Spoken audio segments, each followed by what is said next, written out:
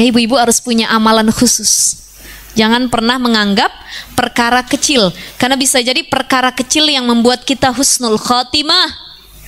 Jangan juga remeh sama dosa kecil, karena bisa jadi dosa kecil yang menyebabkan kita su'ul khotimah, matinya nggak membawa iman kepada Allah. Jadi jangan sepele sama yang kecil-kecil, bisa jadi besar di hadapan Allah. Ya Bu ya? Nah itu. Berapa banyak orang puasa dari subuh sampai maghrib, dia berpuasa menahan lapar, haus dia tahan, ya Allah, ntar tidur, bangun lagi, sholat lagi, kelaparan dia rasa. Tapi ternyata yang dia tahan cuman lapar dan haus. Kenapa? Pahala puasanya sudah hilang. Isinya selama 1 hari, walaupun dia nahan makan dan minum, tapi dia ngomongin orang, gibahin orang, ya, nyari-nyari kesalahan orang lain, berkata kotor. Mohon maaf, hati-hati ibu-ibu sekalian, lagi puasa ngomongin yang vulgar dan kotor itu pun batal pahala puasa. Bukan puasanya, pahala puasa. Ibu, suami libur, lagi bulan Ramadan, ngobrol sama suami, tiba-tiba yang diobrolin tentang masalah-masalah vulgar. Ya nanti kalau udah maghrib ya, maghrib gitu. Iya, emang kenapa kalau udah maghrib? Iya pokoknya begitu ya Yahya. Yang diomongin macem-macem dan sampai masuk dalam kategori pembahasan suami istri yang harusnya nggak dibahas gitu ketika puasa, itu dapat membatalkan pahala puasa. Ya, jadi ini harus hati-hati, jangan sampai kebablasan. Apalagi ngomongin orang lagi puasa, enak apa enggak? Benar. Ketemu di majelis ta'lim nih, di majelis Rumil, ya Masya Allah, ada aja kesalahan orang lain yang nampak di hadapan kita, padahal kita lagi puasa. Itu membatalkan pahala puasa secara pahala, tapi tidak secara zohir. Yang ketiga yang membatalkan puasa, mohon maaf, melakukan al-jima', istimta', hubungan suami istri di siang hari dengan sengaja. Bayarnya juga bukan cuman qadha, bukan fidyah, tapi kafarat yang udah disebutkan kemarin. Bagi suami istri yang melakukan hubungan intim di siang hari, bayarnya pakai kafarat. Bagaimana bayar kafarat itu? 1, memerdekakan budak. Yang kedua, puasa 2 bulan berturut-turut. Yang ketiga, memberi makan 60 orang fakir miskin. Kata yang kaya, nggak apa-apa, cuma 60 orang fakir miskin. Kalau gitu yang kaya bebaninnya puasa 2 bulan berturut-turut. Bagi yang nggak punya uang, suruh ngasih makan 60 orang fakir miskin. Biar ada apa? Efek jerahnya. Siapa yang harus bayar? Suami istrinya, suaminya juga, istrinya juga. Kenapa? Yang ngelakuin dua-duanya. Tapi punten, mohon maaf, andai kata begini, ini kan yang batalin puasa karena ada kerjasama antara keduanya ya, artinya hubungan suami istri di siang hari. Sekarang pertanyaannya gini, mohon maaf sekali lagi agak vulgar lagi, gimana nyari kata-katanya ya. Misal suami ingin istimna, beda istimna dengan istimta. Kalau istimta itu bersenang-senang, artinya dua-duanya tuh senang gitu. Tapi kalau istimna adalah bahasa kitanya tuh mohon maaf sekali lagi, masturbasi atau onani kalau bahasa medisnya. Ya.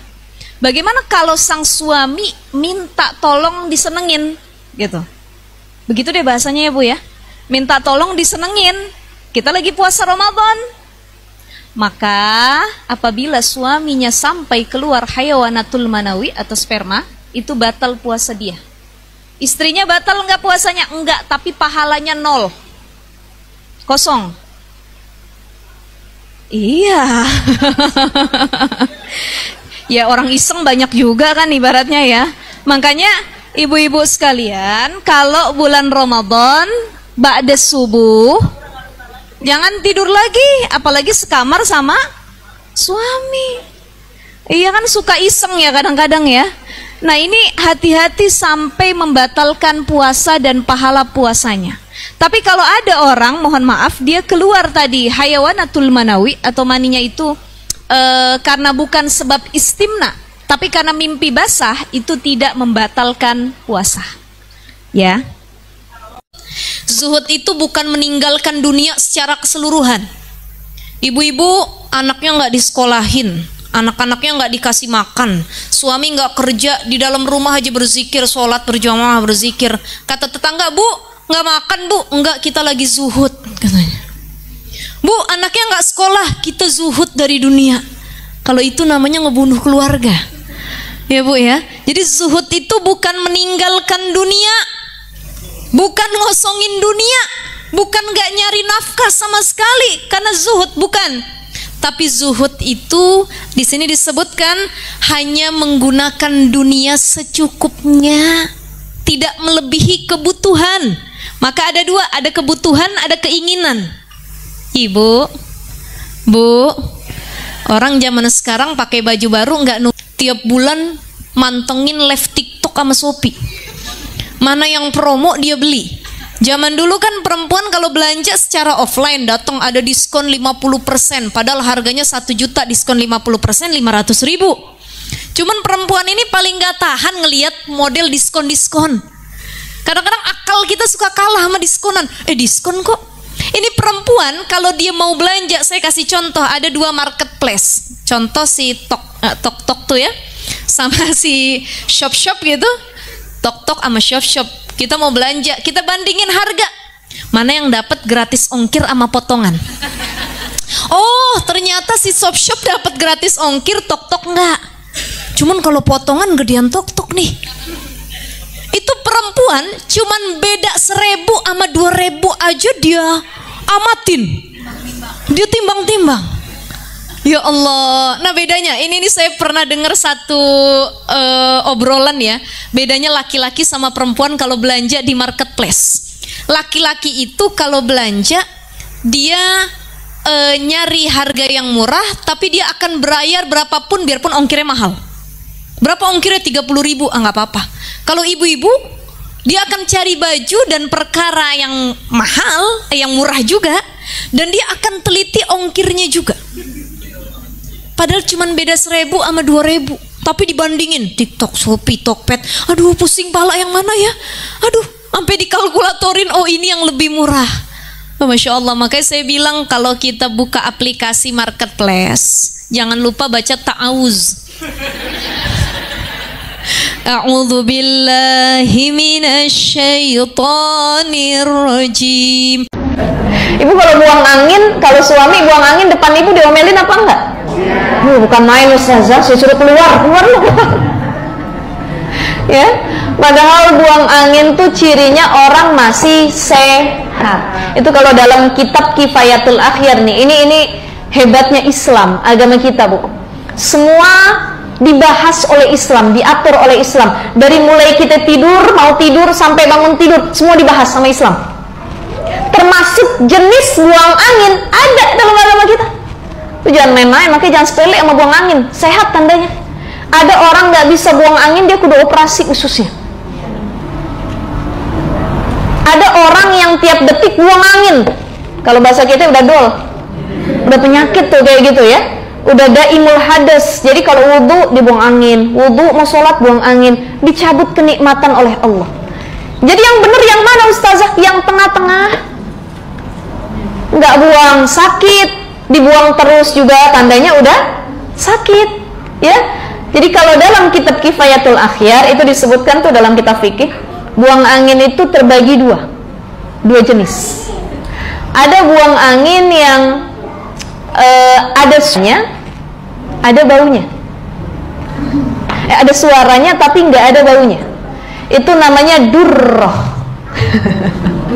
Ibu lagi nyocokin nih, bener nggak begitu ya bunyinya? Durroh, suaranya kenceng tapi baunya kagak ada. Yang sering begitu suami apa istri?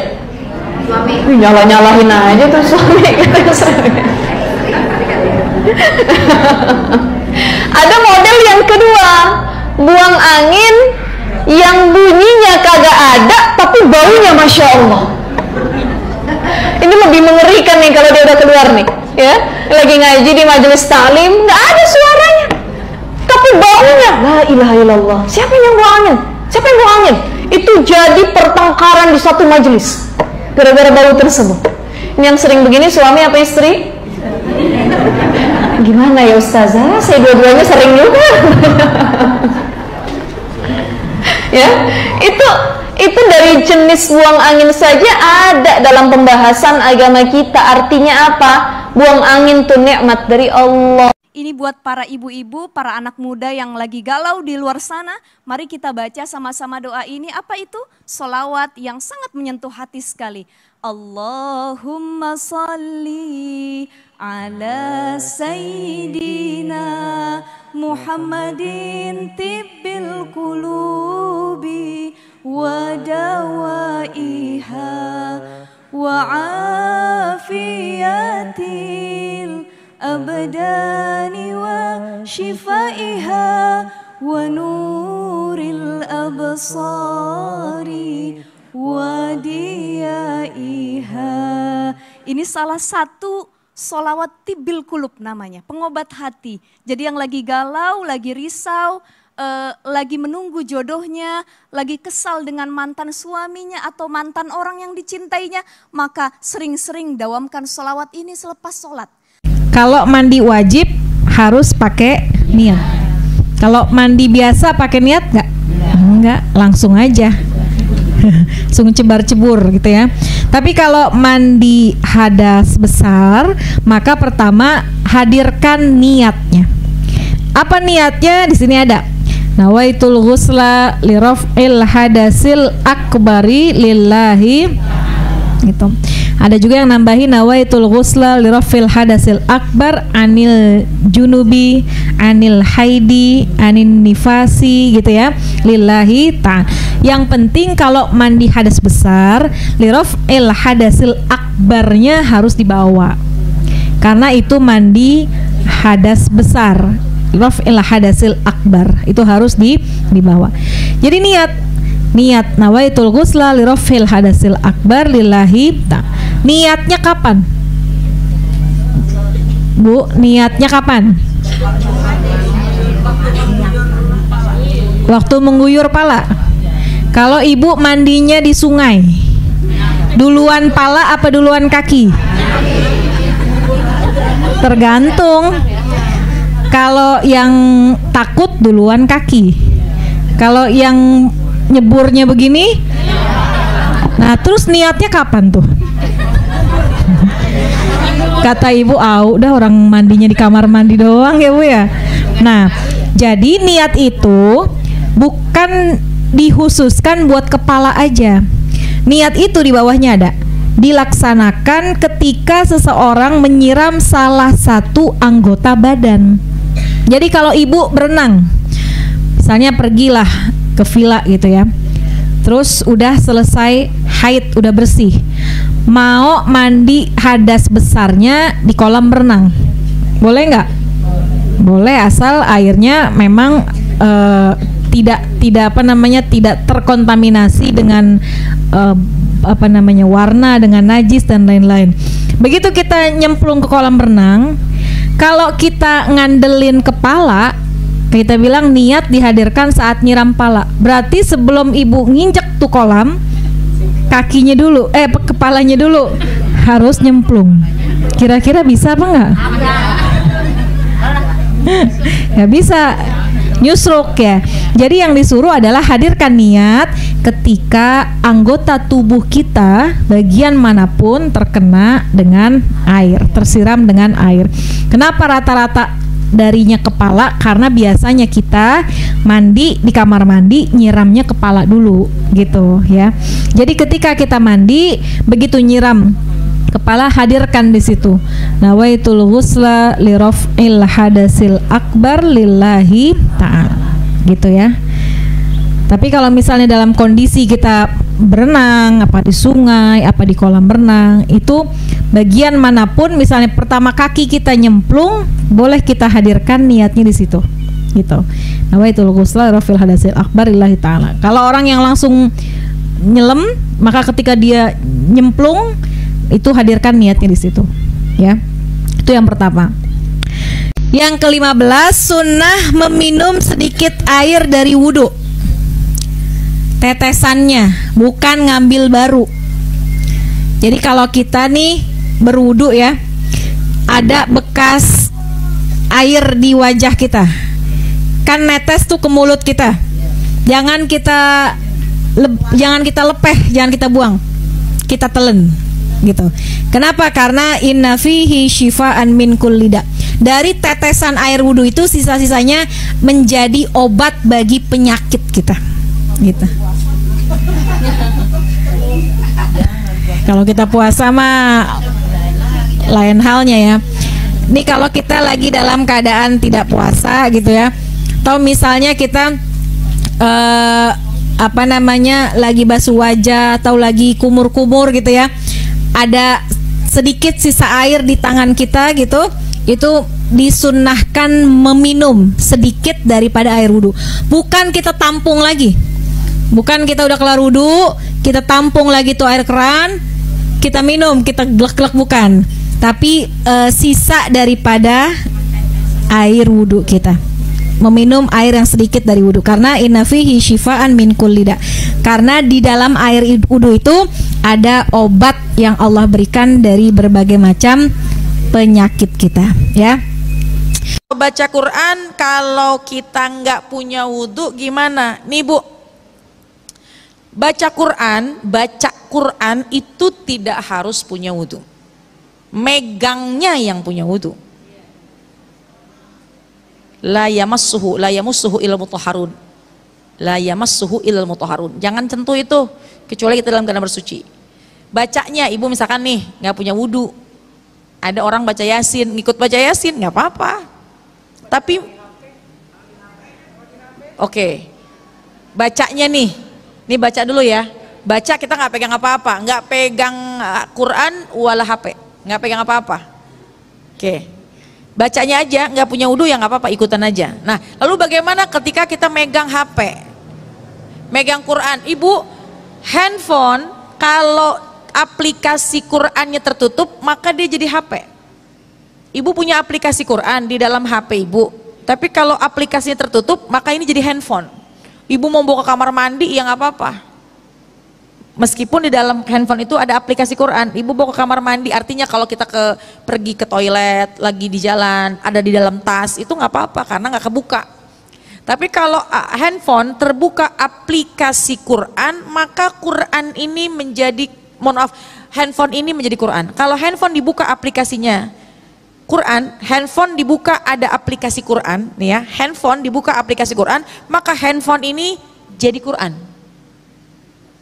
Sama seperti Quran yang asli. Ada lagi bedanya. Ada Quran semua, ayat semua. Itu namanya mushaf. Aplikasi Quran di handphone, kalau kita punya aplikasinya nggak ada terjemah, itu namanya mushaf. Megang itu kudu punya wudhu. Ini HP Bu, ini HP misalnya, kita nggak punya wudhu, terbukalah aplikasi Al-Quran yang nggak ada terjemahnya, maka otomatis itu Quran yang terbuka menjadi mushaf. Kita megang handphone harus punya wudhu karena terbuka aplikasi Quran. Sama seperti mushaf beneran, Quran beneran, kalau emang nggak ada terjemah kita harus menyentuhnya dengan berwudhu. Tapi kalau ada terjemah maka itu bukan mushaf, itu menjadi Quran terjemah. Kenapa begitu? Karena terjemahannya lebih banyak kalimatnya daripada ayat-ayat Qurannya. Karena menerjemahkan satu ayat itu bisa panjang kalimatnya. Jadi kalau Quran terjemah, kita pegang nggak punya wudhu,